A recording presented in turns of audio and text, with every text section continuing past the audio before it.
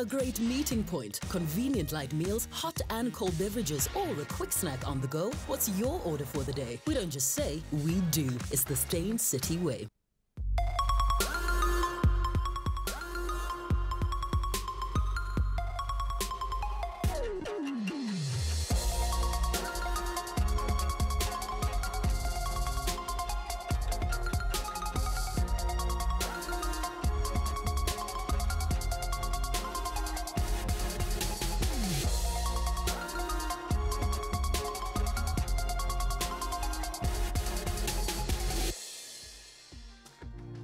It's the midweek edition of Real Talk with me, Anele, right here on SABC3. And today, I am sharing the stage with an entertainment and street culture guru and a hustler who since day one, way back when, on the basketball show Slam Dunk, had the makings of a one-of-a-kind television maverick. The Eastern Cape was never ready. And this is when Street Journal unearthed the diamond from the rough, and the entertainment industry in SA has never looked back and never looked the same for over 12 years. Street smart, book smart, hip-hop smart, Michael Jordan's biggest fan, Mzansi, sneaker enthusiast with a collection that boasts exclusive pairs like the Jordan 7 Premio Bin 23, and of course, a whole collection of Yeezys. This guy is light years ahead in fashion and one of the Umseko Fontaine originators. He is Siyabonga Ngwekazi, but we all know him and love him as Scoop Makhathini. Wow. Please welcome him to the show. Thank you so much. You never realize what you've been doing until you get an intro like that. So, Siyabonga, and thanks for the invite. Dude, finally you make it. Yes, and today was a bad day for me. Ndivuke ekseni with a flu, bones are aching, had a couple of things to do, but I knew that I had to save my energy because I needed to make it here. Okay. So it happened. No, but you don't need energy for today. Today you just have to answer questions first. Sana bekunzima nokuphuma nje ebhedini ndiyochama etoilet. Nyani? La fever leg the shivery one. Yeah. The one where was oh bell, oh loud. Yeah, ngathi uthathwa nezinye izinto ngazange ngomhlaba. So yeah, but I'm good now. I know your dad one. Yeah, you have met my father. You met my father through the Audi, yes. You know, it was on Father's Day. Yeah, it was Father's Day. And they flew our fathers up, and I met your dad. And as he walked in, I was like, oh, wow, we all think Scoop is the stylish one. I know, he walked in, and I was like, that's Scoop's dad. He was wearing a three-piece burgundy, not burgundy, a three-piece burgundy suit with a hat like that. Yeah, that's Pops, man. Namu, growing up in my fashion sense, especially when I left home, because when you're growing with spacey, say into oganye, you don't realize how much effect this person has on you. And then you take yourself away from that space. Now, Ndabona later on, behind man, my love for American baseball jackets and caps, my love for headwear, just Jay Younger. And my dad was one of the first people when our brothers from up north were traveling into the country, and they were the two-piece suits of the dashikis. My dad was one of the first people to rock those two pieces with the cane intact. So, like, he's a huge influence on my life, and I'm glad that I was able to embrace it. So he was a truck driver and your mom was a school teacher. Yes. So what's the household like? Because you come from absolute creativity, absolute comfort in oneself, absolute comfort in one's heritage and lineage, right? And just like a curious nature about you. What was it like inside your household? I want to be a fly inside your house. I think the one thing that our parents instilled in us from a very young age was just self-confidence and self-love, and to really value family. And then it helped because I only had sisters. I'm the only boy in Ngundondo. So wait, last born and you the boy. And Lord. You know, so I didn't have those problems of being competitive with my older brother or my younger brother, or being rough. Like, all I knew was to be soft and humble and love. And love must be shown in everything, the way you speak to someone, the way you laugh with someone. And during some hard times that we faced as a family, I learned how to be able to see beyond tough times and know that a brighter day will be coming. So that's basically home. I think curiosity comes from my mom being the teacher. The teacher, and they're constantly learning new things. Constantly, like, even now, umama una 70, utata una 77. Utata uyawuvuka ahlale ecouchini abukele TV. Yeah. And Goku, in his bedroom there's a TV as well. It didn't used to be there. So now sometimes you don't even see the man. Usebhedini une remote change. My mom, she sold perfumes for cosmetics like Justine, and then she's now doing perfumes. So, and she does the garden. She's constantly improving herself. So and that's her where your mind. hustling nature comes from. Definitely. Yeah. Definitely. And the fact that you can cook, obviously that comes from your sisters No. not allowing you. Yo, I can't cook. Can't you cook? I cannot. And you lied somewhere. No, I to a didn't. girl. They misquoted me. They misquoted me. Not to a girl. Sure. Because that's the first thing I tell a girl is like, yo, I can't cook. So if you're trying to get it together with me, you better make sure you're going to be holding down the pots. I'll do the dishes. I'm good with chores, but I can't cook. So you can cook, and I'll wash the dishes and make sure the kitchen is in tip-top shape for you to come cook again. Oh, okay. Yeah. So speaking of food, what does your childhood smell like? A food that takes you straight back to your house? Ipapa ekseni, umngqusho, umphokoqo, amasi, ibisto. Oh, you guys are from PE, ne? Yeah. Oh, yeah. Ibisto, eggs, because when there's no money for a lot, you It's get your eggs. proteins with eggs, oats, matabela, and that's pretty much it. And grilled chicken, and mincemeat. Okay. Yeah. So when it was, like, let's say you'd passed or somebody had done something good, what was it like? Did you slaughter a chicken? Because I know with us, like, it was like, if somebody did well, you know, a sheep was going down. Sure. At home, it's funny. You are acknowledged for your well-doing, but you are never tapped on the back or given istanga in any which way possible. It's just not there. And I think that's what has contributed to me being, Jay, I don't find solace and I don't find worth in what I do. My worth comes from knowing the type and the kind of person that I am. Character. You understand? Yeah. So, and that was because at home, even on a birthday, it's like, whatever, bro. So you were born. Well Yeah, done. and then, you know, so it's that type of thing. It's not celebrated, but it is acknowledged. Oh, look at you, dapper gentleman. So later, I'm gonna talk to you about the day of your introduction to hip hop. I don't even want to touch on that because I want to. Look, I know what happened. I want to give it the whole 9 yards. But obviously, the way you took to hip hop and loved it so much means that your heart was already open to music. So, what does your childhood sound like inside your household? We know what it smells like in terms of food. Yeah. What does it sound like? These are great questions, and I know these were because that was where any questions is in mind. My sister, my first introduction to the power of music was my sister, and it was still the days Z tapes. So she had a big tape, and on this tape, which had a yellow line at the bottom, and the big man holding a pen, was written Tracy Chapman. This is the first album, Fast Car. So coming up in an area where there's not much to see, it's Port Elizabeth in the southernmost tip of the darkest continent. Like there wasn't really much in PE, you know? The life that I'm living now and the areas I occupy now, I never thought I was going to get here, you know? So growing up in those hardship prevalent places and times, Tracy Chapman really appealed to me. She's got a ticket. I think she's going to use it. I think she's going to fly away. No one should try and stop her, persuade her with their power. She said that her mind is made up. Why not leave? Why not go away? Too much hatred, corruption, and dreaming. Live your life, and invariably they leave you with nothing. This is the one song. Do you understand? So, umculo wandivulela ingqondo nenhliziyo, because when I hear music, I really hear it from the heart, nasesiswini. You know, it makes me feel a certain type of way.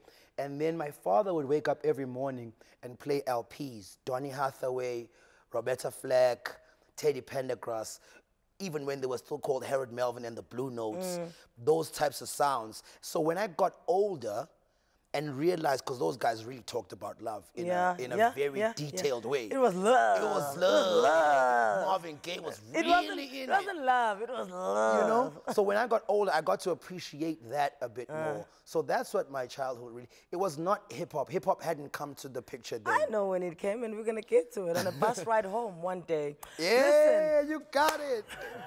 We're getting the scoop from The Scoop today. Show him some love on Twitter with your 20-second voice notes. Please don't call. We're not going to answer it. He's not going to answer it. Voice notes only, please. Give him props. Tell him you love him. Ask him anything you've always wanted to know. We'll be back after the break.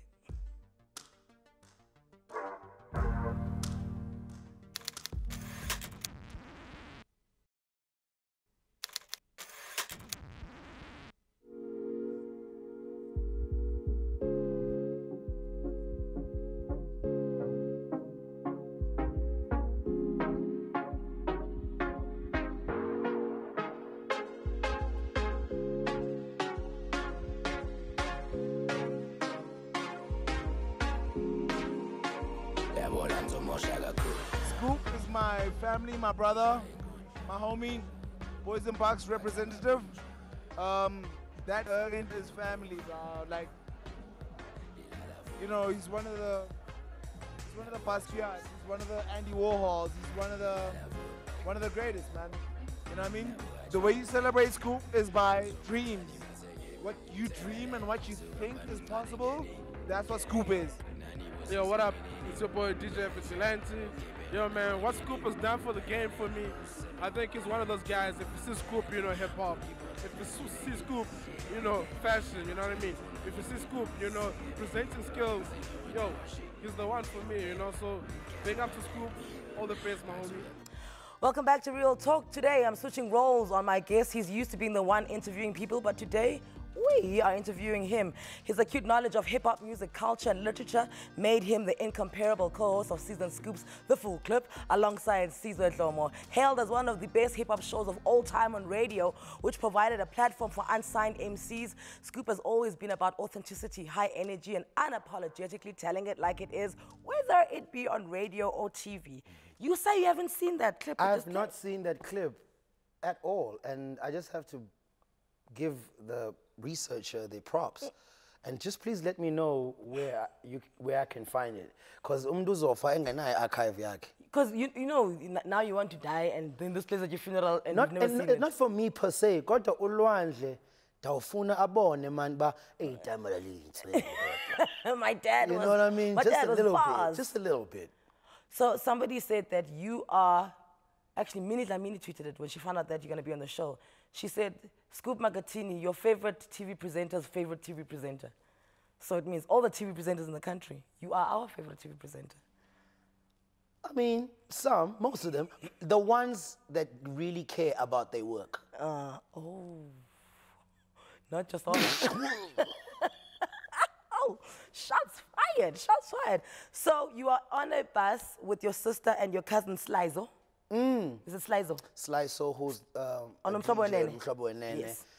He's moved through all the time slots, breakfast, drive, and I don't know where he is now. Yeah. But he's carrying something. He's carrying a vinyl. So now, in this time, there's this thing called 0 Hour Zone.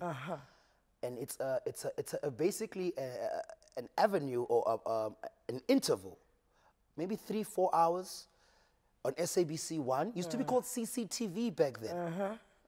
And when broadcast ended, they would have 0 Hour Zone. 0 Hour Zone. And they used to play all overseas videos. Yeah. And this was my opening to hip hop. Yeah. So I'm seeing this aesthetic. Hey man, this is a lot of gold on these guys. Hey man, these guys, isn't Adidas expensive? Isn't Nike expensive? Where do they get all these things? They have cars. They have BMWs and Benzes and Rolls Royces. Hey, it doesn't make sense to me. Then I'm like, oh, that's America, oh, hip hop land. So I don't know much about it, but the aesthetic has got me crazy. Yeah. So Slizo is talking to someone and he's showing this person that they're going to go home. You know, back in the day, it was very important that you go home and change your uniform. This Slizo had to tell this dude, you're not changing your uniform today. You're going to come home and listen to this LP. And I was like, yo, where you guys listen to the LP? And then Slizo was like, we're listening to the LP at your house. Because you guys have an LP player. An LP player. Yes. They went home. It was Mama Said Knock You Out, the album. I forget what it was called. I think it might have been the album Mama Said Knock You Out, which I later bought in CD form. But that was my first introduction to hip hop. And ever since then, I have never, ever looked back. It's actually open, because through hip-hop, I then found out about sampling, when the producers sample an olden day tracks that you knew from your dad and your mom. You understand? Yeah. And then that opened up a whole avenue of now researching jazz and Thelonious Monk and all these other things. So even books, Common back in the day was very big on naming his not Common, the Roots. Yeah. Their titles are books. Okay. You know? So it opened up so much for me. Because you had your hip-hop artists that love to party and girls, so you knew how to talk to girls. Then you had your hip-hop artists who was like a thought, you understand? A thought poet, like a provoking person, yeah. right? And then you knew what to be in life and how to grow and what books to read. Then you had, it was just something that was a gateway for me to learn about so many other things besides itself. So when you introduced to ball then, which is basketball, because it was an extension of hip-hop. Yeah. You know, I remember you saying the ballers wanted to be hip-hoppers and the hip-hoppers wanted to be ballers, so it was just like a meeting of minds. How did that happen? That is also a funny story. Hip-hop came to me first, right? And then obviously in the videos, you're seeing basketball, Fresh Prince of Bel-Air, summer, summer, summertime. And then in that same bus where I learned about hip-hop via the vinyl that Slicer had on that bus, that bus one day left me. And I go to a colored school in Galvindale, and I live in KwaMaxaki. So I had to walk, and I don't know any shortcuts, no double ups. So I walked the route here bus to get home. And on that route, there were guys playing basketball on the side of the road. They had taken a T-junction, and they'd taken like a plank, put it on the ground, and then had a netball rim, and then just nailed it on the plank. They didn't even have a backboard. And then they dug a hole, and then they just put the hoop there. So it was like a T-junction, and then they made a three-point line like that. And then they cut those corners off as out and inside. And they didn't have sneakers. They played in like security guard boots, because I guess now most of them were security guards. Otamdu, Ota Smilo, may he rest in peace, Da Tools, Da Louis, who had the first Jordan 9s I ever seen in real life because his mom went overseas. I could go on for days. But after Mashrumi, I cannot forget you, bro. So after I saw that, Lenda Obadlala is like 10 minutes away from my spot. But back in the day, even if you lived in the same hood, you just never visited up the road. Yeah. No, you stuck to your street, like 10 blocks or 15. But so then that's when I also knew that traveling helps. So just a small piece. Like when I say traveling, everybody's like, I don't have money. No, go to Nelspruit. Yeah. Leave Joburg, go to Pretoria. You understand? Go to Rustenburg. And go train. Like it makes it very easy. So I used to, from that day on, I just became that guy who used to go to these guys and watch them play and pick up the ball for them until they taught me basketball. Later on became a South African player with my size. I know, I've always been like, he's incredibly short to play basketball, but he's quite good at it. I was nice though.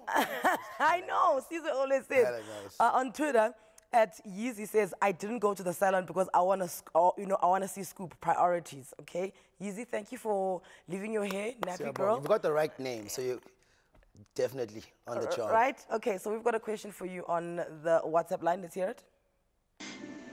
Hi, this is Ditaro from Pretoria. I've got one question for Scoop. Scoop, can you give me 5 words that describe you, since you are an all-rounder? Tista, man. Passionate. Determined.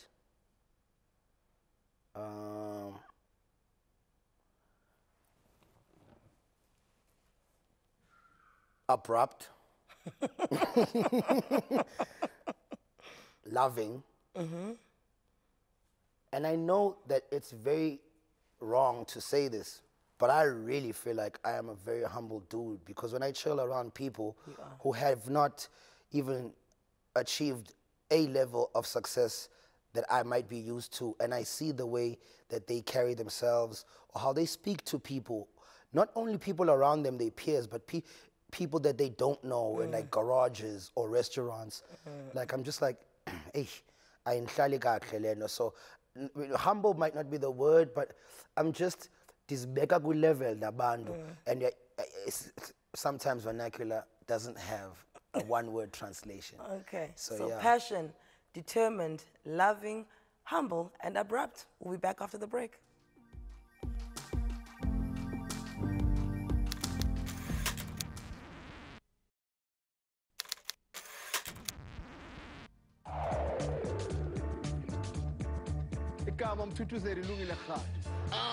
It's very particular, yabo.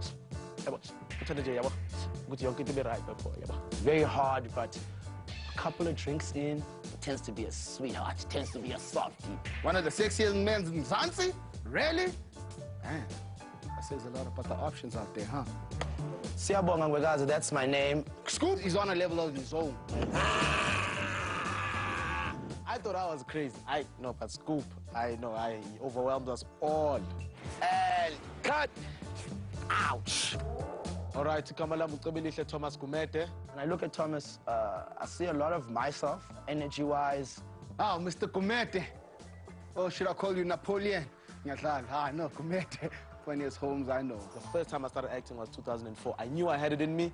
After I watched Bad Boys 1, I was like, man, that's what I want to do. I don't know how they got into that little TV. I don't know how come they don't die, but that's what I want to do for the rest of my life. Smiley Seats Bayabo. We started the show over there in 2010, although we are airing it now in 2012. And you're back with Real Talk with my guest today, Siyabonga Ngwekazi. With how much work they've done since, it's hard to believe that it was only 5 years ago that we were all introduced to the bit of TV magic and brotherhood that you've just watched. Lungelechadu, Thomas Kumeda, as well as Scoop, created, starred in, and cashed in with Forever Young, their own reality show that for 3 seasons allowed viewers into their lives, their loves, their shenanigans, and overall, so much fun. The most successful trio in entertainment, they are the brains and head honchos at Parental Advisory Productions. So when an idea like that happens, right? And please note that I said you guys are the favorite trio in entertainment when Destiny's Child lives. So And I was going way behind. Yo, what a fan of Beyonce she is. Okay, so just know that, right? Yeah. So somebody had to come up with the idea. Who was it? It was Lungster. Okay.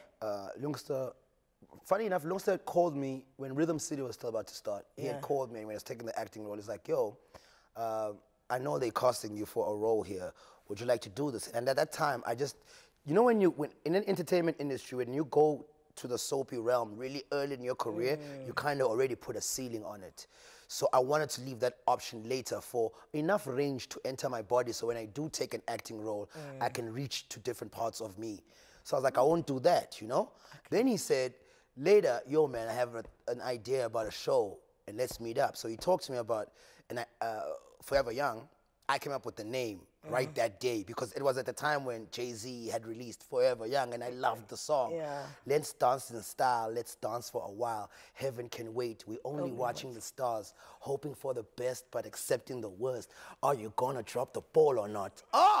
You know? So I was like, that's the name we're gonna use. And then the third guy we wanted to call up was Martley, who didn't take the offer because he wanted to be in a Brenda Fassie play that was happening at the time. And then Lungster met Thomas, who I had already met previously. Yeah. So he's like, what would you think if we brought Thomas? And I was like, that actually works. And that's how it all happened.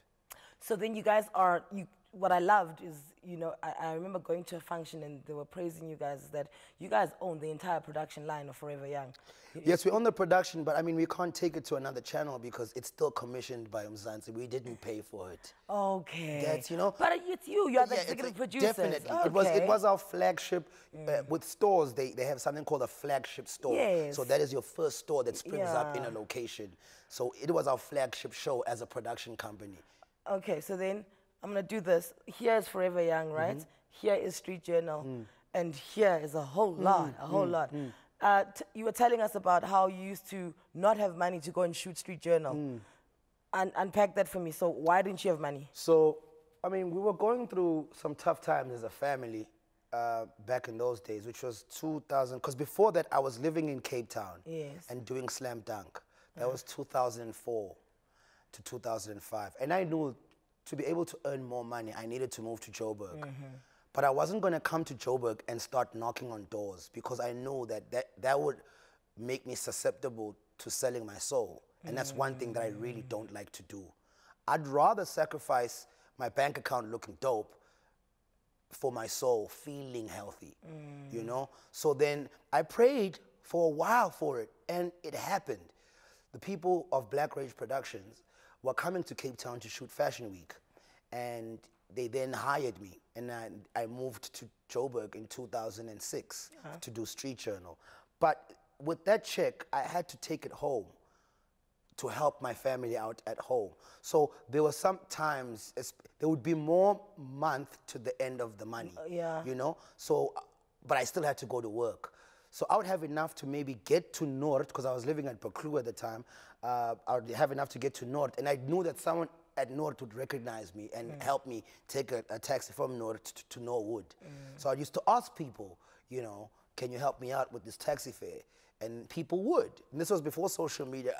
I can imagine if it happened during social, just, yo, thank me for the next episode of Street Journal that's about to pop up. So, and that was also something that allowed me to know that you could be whoever, you could have whatever, but if you cannot be a person to the point where you cannot be a person, yo, it's a tough thing. Okay, which brings me to my next question, right? Because you make such a good point, because my analogy of what you're saying is a house with many rooms and you just keep opening doors, right? So you go into a house and all you realize that this house is yours, right? And it just gets bigger. You just keep like, oh, after a while you're like, but man, I live in a mansion, Moss. But the more doors you open, the more problems. Maybe a light bulb that doesn't work, or maybe a bathroom that doesn't flush properly. You know it so well, because that's exactly what Because that's exactly what it is. So now here we are at Street Journal, and here we are at Forever Young. What are the problems you face as an owner, somebody who doesn't have to worry about a taxi ride? Because you've got cars now. You know, you've got a house now. You're fine. The problems I'm facing now is people that have hired me to push a certain market that helps them reach their numbers. They never trusted that before. But when it started popping off, they were quick to hire me for it. And now, because I am a forecaster, I'm a forward thinker, fashion, you have to be able to forecast what's going to be in trend before it starts landing up at Zara or Topshop. Now I'm telling them what's next. And not only are they not listening to me, they are now hiring, and this is not a point for the talent, because everyone needs to get their money. But that's the problem I'm facing, is that the industry is hiring people like me, and they won't let me graduate to the next phase. Okay, I see. And now the people that they're hiring who are like you, may dress like you, but they don't think like you. Or speak like me. Or, like with television, as much as it seems like a talent, like I really put my hard-earned time into studying this game. Like at home, I have books on television and production. I have DVDs. I have magazines. Like, and because I don't think about it as presenting, I really look at it as journalism. And that came from the people that hired me at Street Journal, because they were all journalism students. Thuli, Maria, and Zeno. They studied journalism at Rhodes. So when I got there all hot and like, yo, I can't wait for my first interview. They asked me to write my own script. I did. And then they sat me down and then they read through it and like, we love everything else, the links, you're killing them, but we need to help you with questions. Whenever you ask someone questions, start with what, where, who, why, when, how, which is the 5 journalism questions that open you up to everything else. So I just feel like, and obviously maybe also with my character and me not wanting to succumb to wanting to be rich and wanting to amass material things. So there are decisions that I will not make, and there are contracts that I will not sign, or there are things that I will say. So they have the power now to go, you messed us up there, we haven't forgotten, and we're gonna show you. And you know as well as I do that this television industry is filled with those people and those things. And I'm gonna say something, we'll go to a break. To your point, More so now that television has teamed up with corporate. Now you find that if you put your foot down to a corporate and said, you will not do that, then the next thing they're working with a certain television station, then they're like, yeah, we won't use Anele because she said this about us when we were wrong. Hey, it's rough out here. Keep those voice notes and tweets coming. We're hanging out with the authentic, honest, and ever effervescent Scoop Makhathini. One of his fans calls him the human of the year, and they're not wrong. We'll be right back.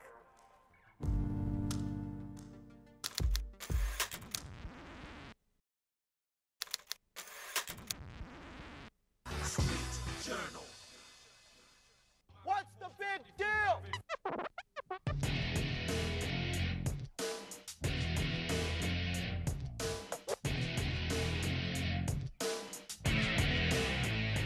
Oh my God.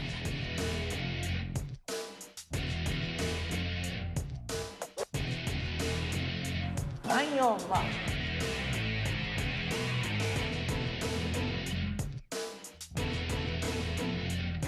What?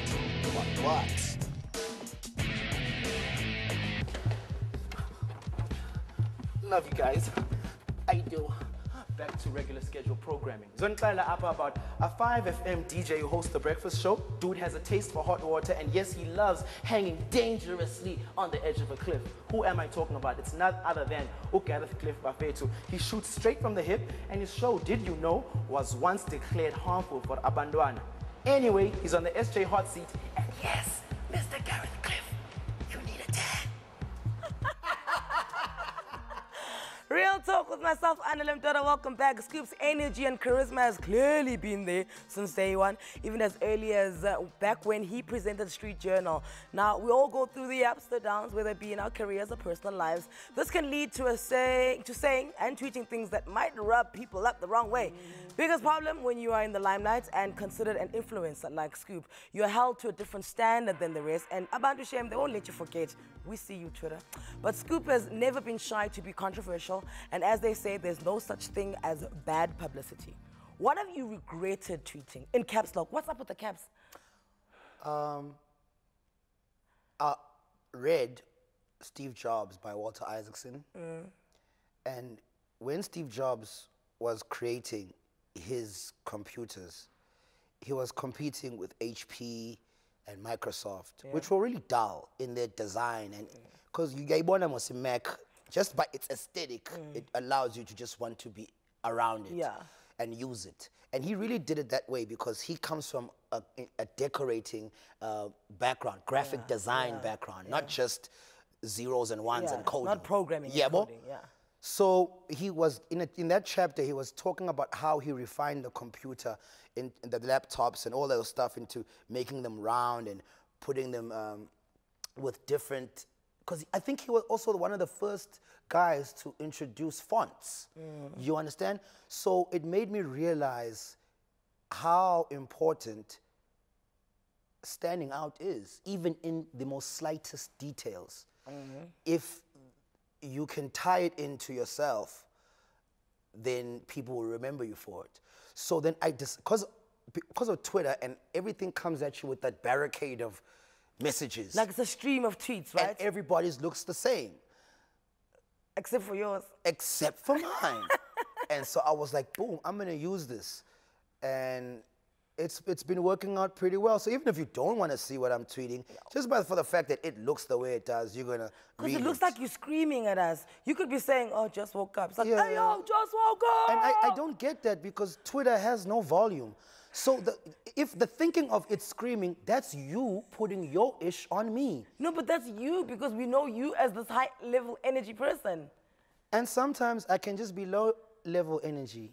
Like now. Like right now, you know? So I thought that was really important, and I've been using it. And now it's synonymous. Everybody all over the world is like, yo, the caps. They always want to ask about it. And I feel it's a nice little thing for... It's a nice little thing that you can... Little tinkle. Yeah. So what have you ever regretted tweeting? I haven't, really. I was thinking about that this morning because I knew you were going to ask me that. I haven't regretted tweeting this, but I have changed my thought process from the time that I tweeted this. Okay. I really thought I was never going to be a monogamous guy. I really thought I was just going to slay till the day You know what I mean? And the night, and the morning, And and the brunch, afterlife. and Yabona late nje, lunch. little snacks, little Scooby snacks. But I recently have met someone who's really changed my my feelings and my construction of the way love works. And I really like I can see how ukukhula kuyanceda, and just because you feel a certain way about something At a certain time. it doesn't mean it's going to be evergreen and everlasting. So yeah. What about her is different? A lot, you know. The only time where I've ever been faithful to a woman was when because I used to be a preacher for like 3 years, and at that time I dated a woman as well, but we were both in the same church. So I never kissed her, I never had sex. So that was the only time when I was really faithful to her. So when I left church and started having sex, I was like, I'm trying to have as much of this as possible. Heard it was good for the skin. You're like, and look at this glow. You know? And look at this glow. It's just that I think what really is different about her is she doesn't act like she understands me, like she really gets me. So, which you found a lot of, because people were trying to they assimilated the understanding because to win your favor, right? So it's like, oh, I get you. But you really don't, you know? So, and we knew, we're like 2 weeks old, you know, really new. Plus then, I had never dated someone who was in like my vibe. She's not a television personality, but she is a creative person. Who loves being African. And she does natural products for the skin and hair, loves clothes. And I never thought I'd date a Xhosa woman. What's wrong with us? I shouted. I shouted, sorry.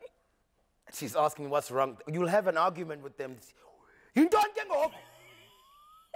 So, you know, yeah, it's great, man. It's great to not have to explain a lot of other things about yourself, because someone gets it from where they're from. And like, there's a certain level of comfort from her. She's just comfortable with herself. Therefore, she's teaching me that. Like, she's very comfortable with herself. But she could be comfortable with herself even if no one recognized it or no one would be able to see it. Because of this era that we're living in now, people are really doing things for likes, and they're doing things for props and notoriety. And that's why our art center is falling apart, because you have to be able to be who you are and do what you do without no one giving you a nod. And that's art. And that's art. That's art. You know, so she's that kind of a person. So yeah, I will not mention her name. No, we don't want to know her name, but somebody wants to ask you something which I feel like ties into what you're talking about. Yeah. Hi, Anele and Scoop. Anele, you're looking beautiful as always. I just want to ask Scoop. I know he's a fashion guy. He dresses very well. I just want to know, is he a kind of guy that would buy a girl flowers? Definitely. Yo, flowers are key. And not just to apologize to a girl, not just when it's her birthday or Valentine's Day, just on a very cold Sunday, Gabanda, uzene flowers. Say, sweetie man, I just, you know, boom. I buy flowers for myself. Like, my house has flowers and plants because I love nature. So definitely, flowers are definite. Girl, if he's not buying flowers, cheat on that nigga. Well, you're...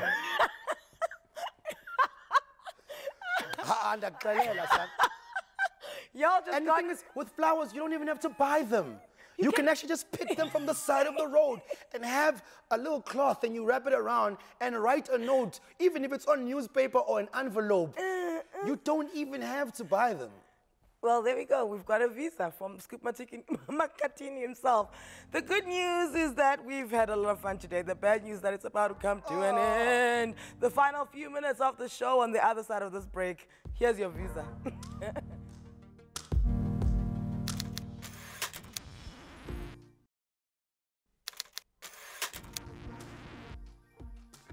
And welcome back to Real Talk. So, Scoop, what do you know for a fact you could be better at?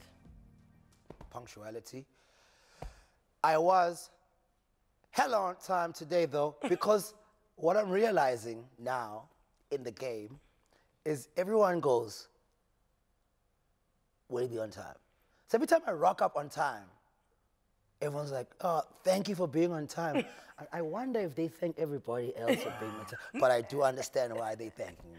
So what's that about? Because really, you know, you are the most talented person in South Africa when it comes to TV. But also, you are the one that they speak about around troublesome things the most. It's like, oh, Scoop didn't pitch. Oh, Scoop didn't do this. And then my default setting is always, oh, but he's so talented though. You know, and we both know, we're adults. Talent is not enough. yeah. For a long time, I just never saw value in my work. For a long, I think I only realized it when I finished 10 years, which is like 2 years ago. Yeah. I just, because I thought everybody could speak, therefore everybody could present. I really didn't see the value. Honestly, I just woke up to this value. And yeah, it's hurt me, but if you can finish 10 years and still carry on with another 12, it's cool. And the other thing that did was allow me then to go, I don't have to wait now to get hired. So starting your own companies is dope. You can practice your things there. And I'm about to hit, because now I'm like, okay, so television people, they've got a bit of a scorned heart towards me. That's also fine. You are forgetting that there's the internet. And with the internet, there's no censorship and there's overseas viewership. So shout out to Slick on Life. I'm about to have my own portal on his page. Yeah. And I'm basically calling it Catching Waves of Scoop Makhathini. And I'm doing different stuff, interviews, gigs, staying away from music though, because he's taking care of music. But I'm bringing you Street Journal in an event-based way. Do you not think that you could just apologize to people and then... I definitely can. I'm never above apologizing. For everybody that I've let down, I really am sorry. Unfortunately, I can't rewind what happened. But I'm a really good guy. Yeah. Just sometimes I find myself in not so good situations. And when I feel bad, it just sort of like seeps into a whole lot of things. Because contrary to what you've heard, I don't do drugs. You know? So when I'm in a bad spot, some other things in my life get affected. And I'm really, really, really, really sorry. And ever since I've had a son and realized that school fees are going up by the year, I'd like you to hire me again. I will be on time. Has your son smiled yet? Because I remember Yeah. when I said to you, how's your son? It's like, it's like he doesn't smile because there's nothing to smile about. And I was like... Nah, he's good now, man. Ulwandle is so much like me. Looks like his mom, which is a plus. Does swimming and soccer. And I would love him to live with me. It's just that I don't want to raise a child in Johannesburg, especially with our hours and stuff, you know. I definitely will have him come up here a bit later.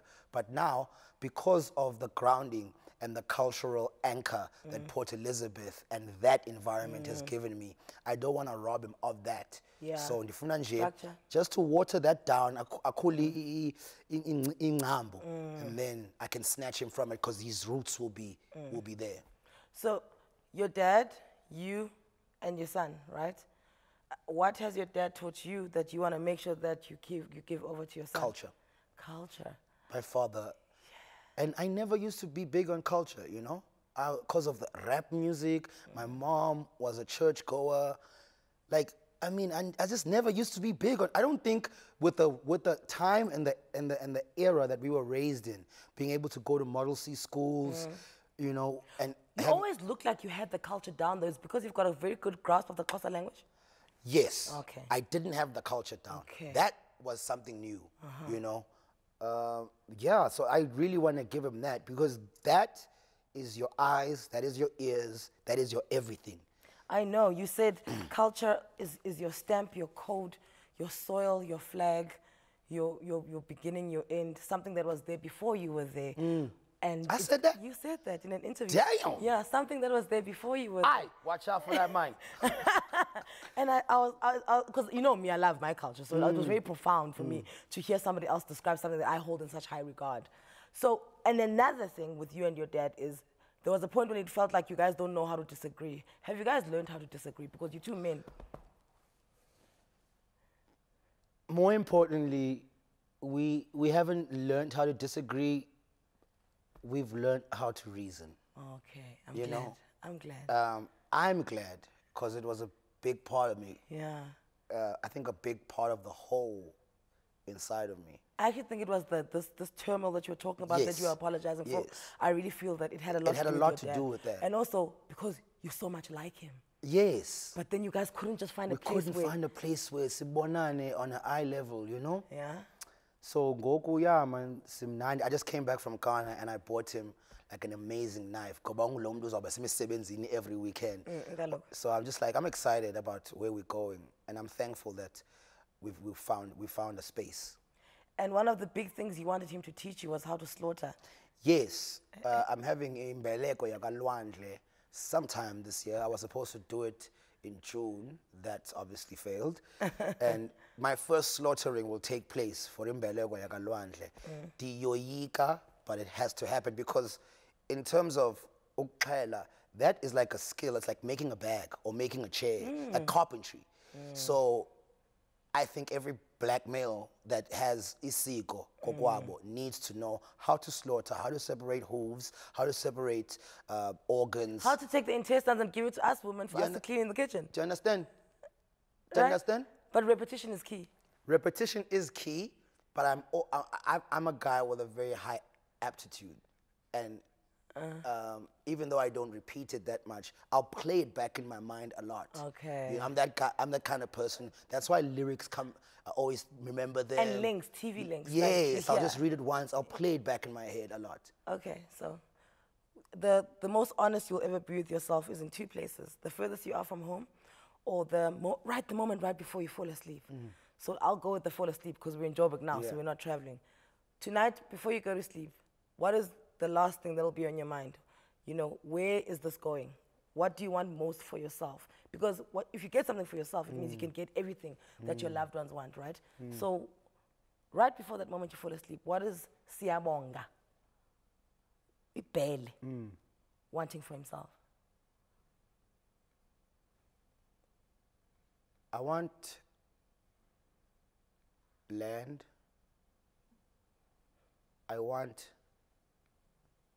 to be able to go back home. I want to be a present father to Lwandle. And I can't lie, another thing I'll think about a lot, because even before I came here, I thought so much about the questions you're gonna ask me. And there are 3 questions that you've asked me that I'm like, no ways she will ask me this. So I definitely will think about the opportunity you allowed me to apologize for the mistakes that I had made in my career. And I would think about the kind of person that I am to be on television on such a renowned show and be able to say that, yes, I was wrong, and not secure or protect an image or an image. We thank you for that. I thank you for the space. And Stain City, watch out. Listen, what more do you want? This has been a fantastic hour. Thank you so much for giving us your time. Thank you for tweeting us. I hear we're trending at number 2, so South Africa, thank you very much for that. Siyabonga Scoop Makhathini is out of the building tomorrow, though. More legends. We have music royalty. Ndate Keifa Simenya, as well as Mamleta Mbulu will be here. I cannot wait. It's a wrap.